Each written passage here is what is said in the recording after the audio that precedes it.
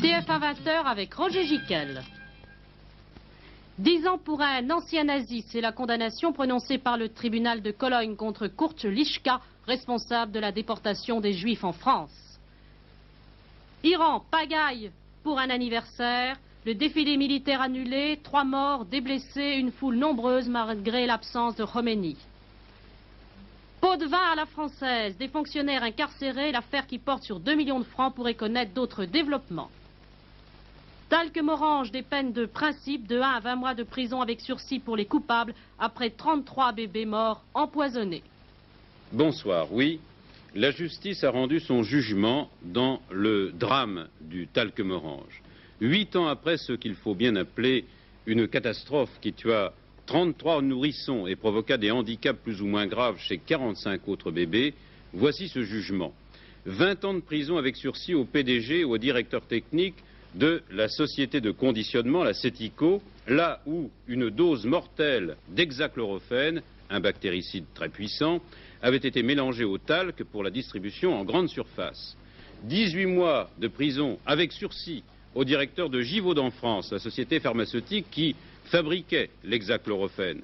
Il lui est reproché, et cela est important, d'avoir diffusé des informations incomplètes, tronquées ou périmées sur les dangers de ce produit et d'avoir rassuré abusivement la clientèle. 2 autres prévenus sont condamnés respectivement à 13 mois et à 1 mois avec sursis. Un seul est relaxé, l'ouvrier de la société d'emballage. Voilà pour les sanctions pénales. D'autre part, pour chaque enfant décédé, les parents toucheront 40 000 francs de dommages et intérêts. Et les familles des enfants handicapés ont déjà reçu des fabricants de l'hexachlorophène une somme globale de 7,5 millions de francs, répartis selon la gravité des handicaps. Bien sûr, je sais que vous allez dire, mais je le ressens aussi, ces indemnités, ces condamnations avec sursis paraissent tout à fait dérisoires devant ce qu'il faut bien appeler un crime de la société de consommation. Le tribunal l'a d'ailleurs certainement compris ainsi, puisque 2 associations, l'Union nationale des associations familiales et l'Union fédérale des consommateurs, ont obtenu chacune 110 000 francs de dommages et intérêts, alors que d'habitude, quand les consommateurs se portent partie civile, ils n'obtiennent que le franc symbolique. Oui, encore une fois, ces condamnations apparaissent comme dérisoires et pourtant, de tels verdicts ne sont pas exceptionnels dans l'histoire des catastrophes récentes où la négligence est le premier coupable. Jean-Pierre Berthet. 10 février 1970, il y a tout juste 10 ans, une avalanche s'abat sur un centre de vacances pour jeunes à Val d'Isère. Bilan, 42 victimes. 4 ans et demi plus tard, jugement devant le tribunal de Grenoble. Pas de responsabilité individuelle. C'est une condamnation morale de l'administration. L'État et la commune de Val d'Isère sont jugés conjointement responsables. Montant des indemnités versées aux victimes, 270 000 francs. 2 mois après Val d'Isère, nouvelle avalanche meurtrière sur un sanatorium du plateau d'Assy. Ensevelis sous des tonnes de neige, 79 disparus, parmi lesquels 56 enfants. 6 mois plus tard, la justice conclut par un non-lieu. Les familles des victimes font appel, le non-lieu est confirmé à 2 reprises. Aucune responsabilité n'a donc été retenue. 1er novembre 70, la catastrophe de Saint-Laurent-du-Pont. Un dancing, plein à craquer, s'embrase comme un fétu de paille et s'effondre sur les jeunes danseurs. 146 victimes, brûlées vives ou asphyxiées. 5 personnes sont inculpées. Un des gérants du dancing, les installateurs du chauffage, le marchand de matières plastiques inflammables et le maire de Saint-Laurent-du-Pont. Jugement, les peines vont de 10 mois à 2 ans de prison avec sursis. Les dommages et intérêts atteignent la somme de 8 millions de francs. 21 décembre 71, quelques jours avant Noël. Une tour d'habitation de 13 étages explose à Argenteuil, près de Paris. L'accident est dû à une fuite de gaz.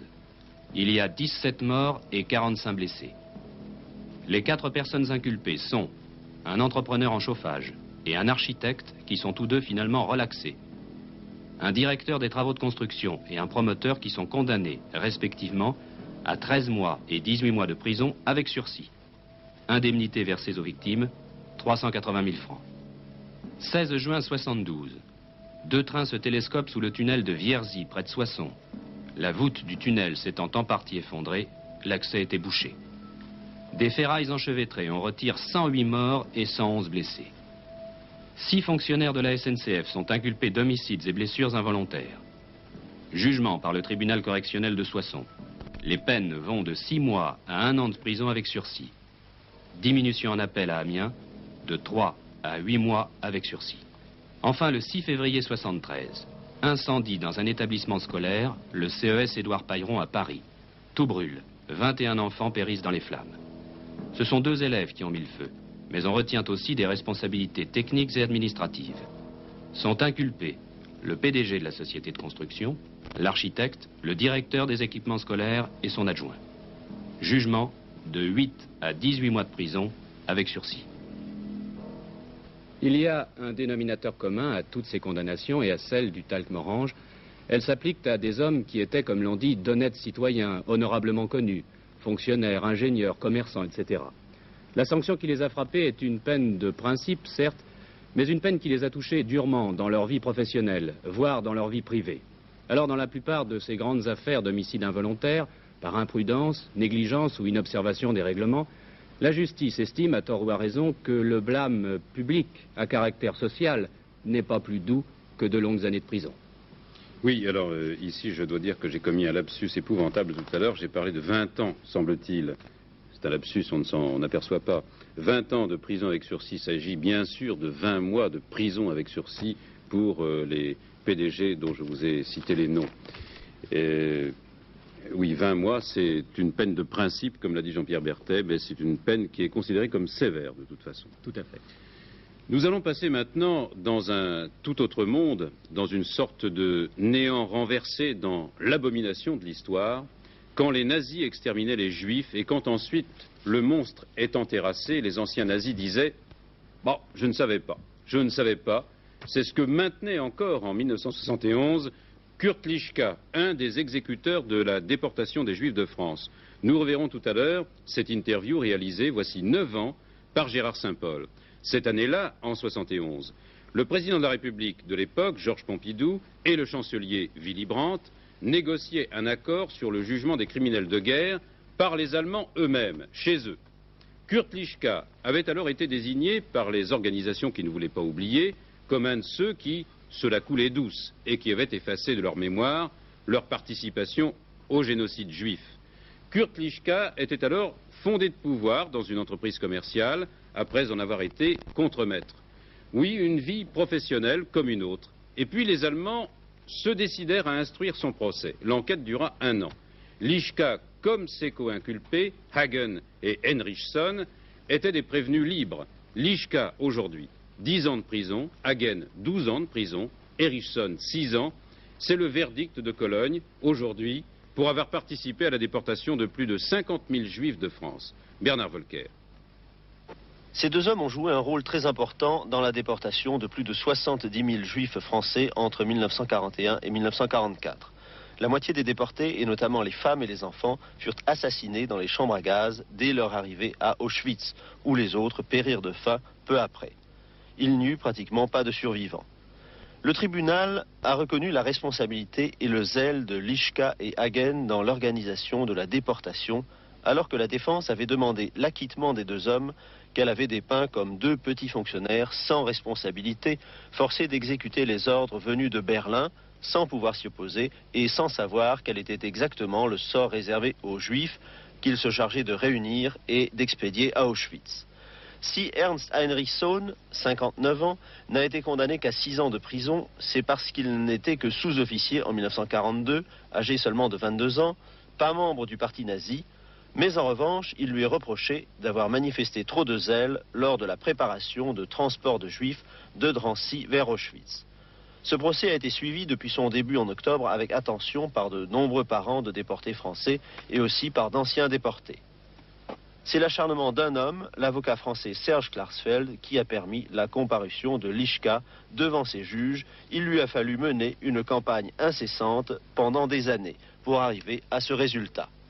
Je ne suis pas satisfait, je suis soulagé parce que c'est un verdict qui non seulement condamne les crimes qui ont été commis par ces hommes, mais qui également condamne la protection dont ils ont bénéficié, qui était le fait d'une génération qui n'est pas celle des membres de la cour d'assises qui ont moins de 45 ans. C'était un jugement aussi remarquable par la dignité des attendus qui a pris en considération, je crois, tous les éléments du procès. Et ce verdict termine, je crois, un procès exceptionnel et qui règle le contentieux qui existait entre la justice allemande et les Juifs de France. Tout avait commencé lorsqu'en février 71, Kurt Lischka avait perdu son tranquille incognito. Chaque jour, à la même heure, l'ancien SS descendait du tramway, station Maria Himmelfahrt, un faubourg paisible de Cologne. Déjà, il n'aimait pas les caméras. Il regagnait son banal 3 pièces où l'attendait sa femme. Déjà aussi, son système de défense, toujours le même, était prêt. Savez-vous que vous êtes considéré en France comme un criminel de guerre? Oui, je le sais. Vous sentez-vous en danger maintenant, après la signature de l'accord entre Bonn et Paris? Je ne sais pourquoi je devrais me sentir en danger, de même que j'ignore ce que l'on pourrait me reprocher. Vous avez été condamné à mort par contumace. D'après vous, êtes-vous coupable? J'ignore que j'ai été condamné à mort. J'ignore par ailleurs le motif de ma condamnation et je ne vois pas ce dont on peut m'accuser. De ce fait, je ne peux me sentir coupable. Vous pensez donc que les crimes de guerre n'existent pas? Non, je ne peux m'imaginer qu'il y en ait. En France, vous avez organisé l'arrestation des Juifs et leur rassemblement au Vélodrome d'hiver. Avez-vous travaillé longtemps avec Eichmann? Je n'ai absolument pas collaboré avec Eichmann. Et vous ne l'avez pas connu? Je l'ai connu, bien entendu. Voilà, c'était le témoignage de Lischka en 71. Et aujourd'hui, il est condamné à 10 ans de prison. Le 14 juillet, pour la révolution iranienne, c'est aujourd'hui. C'est le 11 février, c'est le jour du triomphe de l'ayatollah Khomeini, quand, 5 jours après son retour à Téhéran, après le départ du Shah, le pays tout entier lui fit une grande allégeance. L'armée, cependant, notons-le, le fit du bout des lèvres. Elle n'accepta pas tout de suite l'ayatollah Khomeini. Elle reste d'ailleurs la grande inconnue aujourd'hui. Mais si elle n'a pas vraiment défilé, comme c'était prévu, on en donne la raison à Téhéran. C'était impossible. Il y avait trop de population, trop de monde dans la rue. 2 millions de personnes, comme au plus beau jour de la Révolution. Et d'ailleurs, ça a créé beaucoup d'incidents. Au départ de ce défilé militaire, qui a failli avoir lieu quand même, 3 Iraniens ont été écrasés par les chars. Et tandis qu'il y avait cette manifestation monstre, le président iranien, M. Bani Sadr, déclarait à notre confrère Le Monde qu'il voyait une possibilité de libérer les otages américains de l'ambassade dans de brefs délais. Autrement dit, il n'exigerait plus l'extradition du Shah avant de négocier la libération de ses otages. Il demanderait simplement une autocritique de la part des États-Unis sur le rôle qu'ils ont joué en Iran, mais les États-Unis refusent. La fête de la Révolution en Iran, notre envoyé spécial, Michel Bader, nous en parle. La célébration de l'an 1 de la révolution iranienne n'aura pratiquement pas eu lieu. Les conditions climatiques ne s'y prêtaient certes guère, mais l'indiscipline légendaire de la population, ajoutée au joyeux désordre qui s'installe ici d'une façon endémique, y furent pour beaucoup. La météo n'avait cependant pas éteint le feu patriotique des Iraniens qui vinrent par centaines de milliers applaudir leur armée. Car c'était aujourd'hui l'anniversaire de la réconciliation entre l'armée et l'imam, entre l'armée et la nation. L'excitation de la foule était telle que lorsque le service d'ordre eut réalisé que l'usage de la parole et du geste ne suffisait plus, il employa des méthodes plus traditionnelles et beaucoup plus musclées. On vit alors des officiers supérieurs sans troupes, des musiciens sans instruments, des policiers renonçant à reconnaître les leurs, jusqu'au moment où surgirent quelques sections, au pas de loi, qui tentaient de se frayer un passage au milieu de cet extraordinaire et joyeux enthousiasme. Pour eux, ce fut sans doute une sorte de parcours du combattant. Pour les malchanceux, ceux qui ne purent percer le mur de la foule, ce fut au moins la démonstration que les souvenirs étaient peut-être oubliés. Michel Bader, TF1, Téhéran. Jeux olympiques, eh bien, toujours la même chose, Moscou ou pas Moscou. Le comité international olympique en délibère à Lake Placid et il semble plutôt se raidir après ce qu'a dit le secrétaire d'État américain Cyrus Vance hier, lequel a confirmé ce qu'avait dit le président Carter. Si les soviétiques ne s'en vont pas d'Afghanistan, si les troupes soviétiques ne partent pas, les Américains ne devraient pas aller aux Jeux. À noter que les Allemands de l'Ouest, le gouvernement de Bonn, recommande aujourd'hui le boycottage des Jeux Olympiques par ces athlètes. Jusqu'à présent, il hésitait. En principe, la parole est aux représentants des athlètes dans le monde entier. Ils devraient pouvoir décider eux-mêmes malgré les pressions politiques. Alors prenons la température du comité olympique maintenant avec Daniel Potra depuis Lake Placid. Le dur discours de Cyrus Vance n'a pas eu l'effet escompté aux États-Unis. Il a suscité beaucoup de critiques et amené même le comité olympique américain à nuancer sa position. Son président, M. Ken, a demandé cet après-midi au CIO de ne pas fermer définitivement la porte aux diverses propositions américaines de transfert ou de report des Jeux, de ne pas les repousser immédiatement puisque le délai olympique va jusqu'au 24 mai et que bien des choses peuvent se passer d'ici là. M. Ken aurait aussi suggéré à Lord Killanine d'user de son Olympique Autorité pour s'adresser directement à M. Carter et Brejnev en leur demandant de tout faire pour trouver un terrain d'entente sans gêner les sportifs.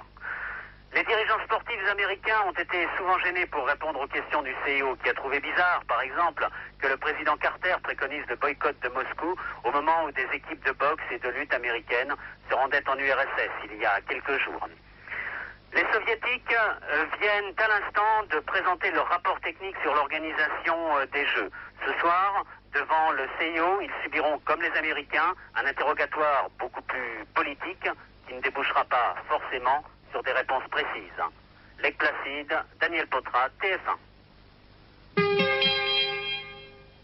Après plusieurs mois de silence, Jacques Chirac va parler. On attend avec un vif intérêt sa conférence de presse demain après-midi à 15 h. Le président du RPR ne veut pas se situer dans ce qu'on appelle la politique politicienne. Il veut parler des problèmes majeurs de l'économie française, de la défense nationale française et de la politique étrangère de la France dans la situation actuelle. Donc Jacques Chirac, si je comprends bien, veut éviter de se lancer trop tôt dans ce qui pourrait apparaître comme une campagne électorale pour la présidence de la République. Son ancien conseiller politique, Yves Guéna, ne l'y encourage pas d'ailleurs, bien au contraire. Dans une interview à l'Express, aujourd'hui, il dit que le président de la République sortant, M. Giscard d'Estaing, est le symbole de la majorité et que M. Jacques Chirac doit encore apprendre à attendre. C'est donc, disons, à pas feutré, heureusement, qu'on prend ses marques pour le départ de la campagne électorale. Mais il y a tout de même des frémissements. C'est vrai dans la majorité, c'est encore plus vrai dans l'opposition. Patrice Duhamel, avec les dernières déclarations de, par exemple, Edgar Pisani, le socialiste. Oui, si un socialiste est élu en 1981 président de la République, il devra former un gouvernement homogène socialiste sans ministre communiste. Si au premier tour le PC arrive devant le PS, j'irai pêcher à la ligne. Ces deux phrases signées Edgar Pisani, sénateur socialiste, ancien ministre du général de Gaulle et proche de Michel Rocard, font grand bruit aujourd'hui dans les milieux politiques. Bien sûr, le porte-parole du PS, Laurent Fabius, affirme que cette déclaration n'engage pas les socialistes. Il reste que Edgar Pisani a peut-être dit tout haut ce qu'un bon nombre de socialistes expliquent en privé. Le sénateur socialiste a-t-il lancé, pour le compte de Michel Rocard, une sorte de ballon d'essai qui illustrerait sur le terrain électoral une stratégie d'autonomie véritable du PS? On le saura assez vite. Dans l'immédiat, cette déclaration musclée traduit bien en tout cas l'évolution des relations PC-PS depuis l'invasion de l'Afghanistan. L'alignement de Georges Marchais sur Moscou a en effet creusé le fossé, au point que, fait assez rare, ces prises de position internationales ont des répercussions évidentes dans les élections partielles qui se déroulent ici et là chaque dimanche. À Issy-les-Moulineaux, dimanche dernier, dans l'Aube et dans le Val d'Oise hier, les reports de voix dans l'opposition ont été médiocres. C'est un signe nouveau et qui ne trompe pas. À la base, l'électorat socialiste prend donc ses distances à l'égard d'un parti communiste dont le durcissement s'est confirmé hier à l'occasion du Conseil national consacré aux intellectuels. Georges Marchais y a reparlé de révolution. Avec fermeté, il s'est efforcé de canaliser les intellectuels communistes, de réduire au maximum les possibilités de discussion, d'éviter toute concession, bref, de marginaliser les contestataires. Une tactique qui risque d'aggraver encore les tensions internes au PC. Témoin, cette réaction de Jean Hellenstein, pour qui le Parti communiste français se situe désormais dans le camp des plus durs. Écoutez-le. Eh bien, il a hésité longtemps, il a été tenté par l'eurocommunisme. Aujourd'hui, il ne garde de l'eurocommunisme que le mot. Et c'est-à-dire qu'il est archéocommuniste. Et malgré tout ce que vous dites, vous avez toujours plus de raisons de rester au parti que de le quitter. Écoutez, je crois que les communistes français sont aussi intelligents que les communistes italiens ou que les communistes espagnols. Je pense donc que l'on peut se battre de façon à ce que le Parti communiste français change de position. Quand vous parlez des communistes français, vous pensez aux militants ou à la direction? Écoutez, je pense aux militants. Quant à la direction, comme disait MacMahon à propos de Gambetta, il faudra qu'ils se soumettent ou qu'ils se démettent. On est haut fonctionnaire, ingénieur en chef des ponts et chaussées, détaché auprès du ministère de la Défense, ou bien cadre à la RATP. On a des relations d'affaires en marge des lois et règlements et peut-être aussi de la morale du service public. On se croit à l'abri et tout à coup ça éclate, c'est classique, c'est un scandale de pot de vin. 5 personnes sont compromises dans cette affaire de Ligny-en-Barrois, où une firme de construction métallique dirigée par les frères Rouméas, déjà en prison pour faillite frauduleuse, a fait un grand trou dans sa caisse et une caisse noire pour payer des pots de vin. Des pots de vin pour obtenir des marchés auprès des fonctionnaires ci-dessus désignés. L'enquête commence seulement aujourd'hui, mais Patrice de Carolis a déjà des éléments intéressants. Cette société des frères Rouméas, société spécialisée dans la construction métallique, a eu son âge d'or, sa période de gloire. En effet, il y a moins de 3 ans, elle redoublait d'activité. Parmi ses réalisations les plus connues, on peut citer l'aérogare de fret de Roissy-Charles de Gaulle. On peut noter également la construction de hangars d'aviation, dont celui du centre expérimental de Mururoa, mais aussi les hangars pour voitures du RER. Cette entreprise a de plus participé à l'extension de l'aéroport de Nice. Alors, comment cette petite société a-t-elle pu systématiquement passer des contrats avec l'État ou avec de grandes firmes? Contrats dont la totalité s'élève chaque année à plus de 100 milliards de francs. Eh bien, il faut comprendre qu'une telle entreprise soumissionne, c'est-à-dire qu'elle se place automatiquement en concurrence avec d'autres sociétés. Pour décrocher un contrat, il faut donc présenter le devis le plus avantageux. Or, pour présenter à coup sûr le meilleur devis, il faut connaître à l'avance celui du concurrent. Et pour cela, on paie des espions, on donne du bakshish, on distribue des pots de vin, bref, on arrose, comme l'ont dit les commanditaires ou leurs collaborateurs. Alors qu'y a-t-il dans ces enveloppes? Oh, très rarement de l'argent, car on a beau dire qu'il n'a pas d'odeur, on s'en méfie, on craint toujours d'éveiller l'attention par le gonflement subit de son compte en banque. Non, le meilleur moyen, ce sont les cadeaux. Les frères Rouméas se sont mis à offrir des voitures, des antiquités de valeur, des croisières, on parle même d'un voyage autour du monde, voyage qui aurait coûté 90 000 francs. Pour distribuer ces largesses, il faut une caisse noire. Roland et Claude Rouméas en avaient une. Elle s'élevait à 4 millions de francs. À la fraude, ils ajoutent donc la corruption et selon le code pénal, articles 177 et 179, les peines en matière de corruption peuvent aller jusqu'à 10 ans de prison.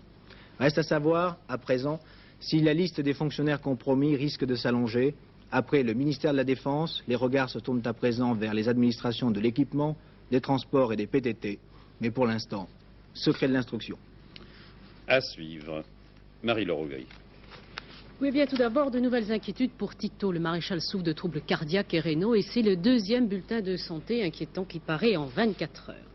3 militants corses ont été interpellés ce matin à Ajaccio sur commission rogatoire délivrée par la Cour de sûreté de l'État. Ces interpellations se situent dans le cadre de l'affaire de Bastelica.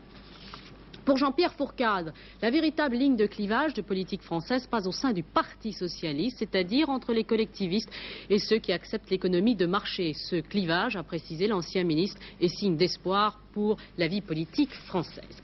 Et ce qu'il faut savoir maintenant, après les élections des présidents des conseils régionaux, élections qui ont lieu aujourd'hui. Olivier Guichard a été réélu président du conseil régional des Pays de Loire. Alain Savary, Parti socialiste, a été réélu au conseil régional de Midi-Pyrénées. Gaston Defferre pour le conseil régional de Provence-Alpes-Côte d'Azur. Jean-Paul de Rocca-Serra, député RPR, a été élu président du conseil régional de la Corse. Et pour le Languedoc-Roussillon, c'est Edgar Taillade du Parti socialiste qui a été réélu. Les obsèques religieuses de René Journiac ont eu lieu ce matin à Paris, à l'église Saint-Honoré-d'Eylau. Le président de la République et diverses personnalités politiques assistaient à la cérémonie. La dépouille du conseiller de l'Élysée pour les questions africaines devait être inhumée en début d'après-midi dans le cimetière de Gambesseuil, dans les Yvelines.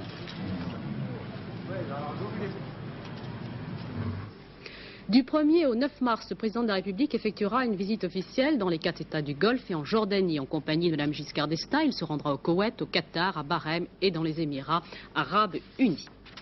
La CEE, la Comité économique européenne, vient d'accorder une aide de 5 800 000 francs à l'île de la Réunion pour l'aider à faire face aux dégâts provoqués en janvier, rappelez-vous, par le cyclone Hyacinthe.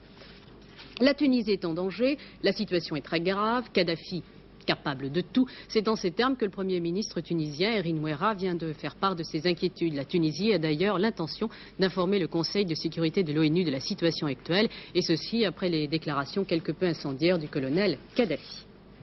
Enrico Berlinguer, le secrétaire du Parti communiste italien, demande de nouveau l'entrée des communistes au gouvernement italien. Cette déclaration, faite en termes pressants, se situe 5 jours avant l'ouverture du Congrès national de la démocratie chrétienne. Franz Josef Strauss, candidat de l'opposition chrétienne, démocrate à la chancellerie ouest-allemande, est à Paris pour une visite privée de 2 jours. Il a rencontré cet après-midi Alain Poher. Avant son départ pour Paris, il avait vivement critiqué la politique française.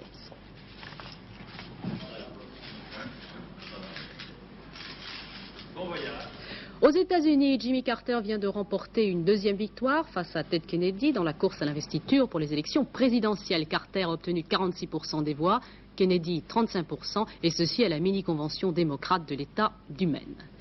Nouvelle performance pour un hélicoptère d'aérospatial, le Dauphin 2 a effectué le trajet Paris-Londres, Londres-Paris à une moyenne de 303 km/h, et ceci avec 6 personnes à son bord. Un trajet en 2h15, soit 8% supérieur à la performance établie le 8 janvier dernier par son concurrent américain.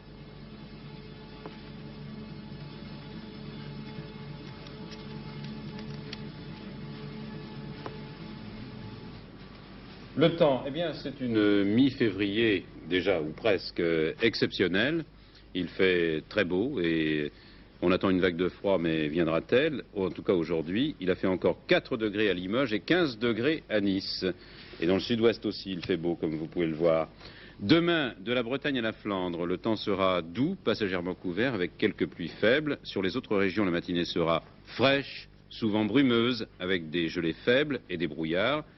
Surtout de l'Aquitaine et du Poitou aux frontières du nord-est et de l'est. Dans l'après-midi, le temps sera bien ensoleillé encore. Bravo. Bravo à la météo. Pour une fois, ils sont immobiles, ces engins extraordinaires faits pour la course. Sur les circuits, ils passent trop vite. Dans les stands, ils sont trop nerveux. Alors, une fois par an, on a eu l'idée de les mettre en cage, ces autos et ces motos de course. Mais même en cage, elles piaffent d'impatience. On peut les voir depuis samedi et jusqu'au 17 février à la porte de Versailles. Et si vous me dites qu'une moto de 11 mètres de long, ça n'existe pas, vous avez tort. Vous allez la voir, je pense. J'espère qu'on va la voir. C'est un engin de record. Mais on ne sait pas si on ne doit pas admirer davantage la mini-moto de Grand Prix avec ses 80 cm de long. Bref, il y a tout ce qui se fait de plus beau et de plus fou dans ce salon. Ces organisateurs, Olivier Chevalier et Jean-Pierre Beltoise, vont vous en parler dans un instant. Mais il y a déjà eu ce clou, le clou du salon, pour la première fois à Paris, une démonstration de dragster moto, c'est-à-dire une compétition d'accélération sur 400 mètres, spectacle court, très fort, ça vient naturellement des États-Unis. Jean-François Dunac. Voilà les motos dont je vous parlais tout à l'heure. La petite moto de 80 cm, et vous avez vu l'autre. 400 mètres, 1300 cm3, 250 chevaux, 8 secondes à la fin de la course, 325 km/h au 1000 mètres, des chiffres qui font frémir. 1 ou 2 moteurs, alimentation au méthanol, les dragsters sont l'ultime développement de la technique moto. Pratiquées presque uniquement en Grande-Bretagne et en Europe du Nord, les courses de drag procurent une intense émotion, fugace mais très prenante.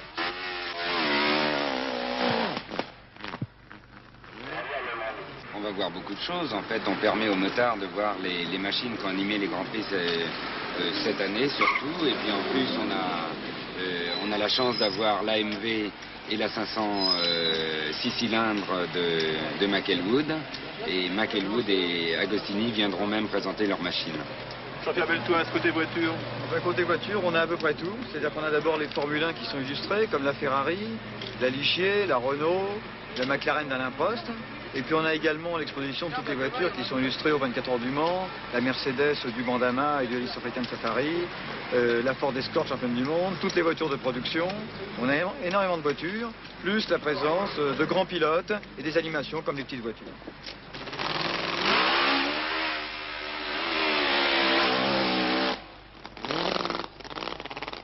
C'est dommage que vous n'ayez pas, vous, à la télévision, l'impression de vitesse de ces dragsters qui partent comme des boulets.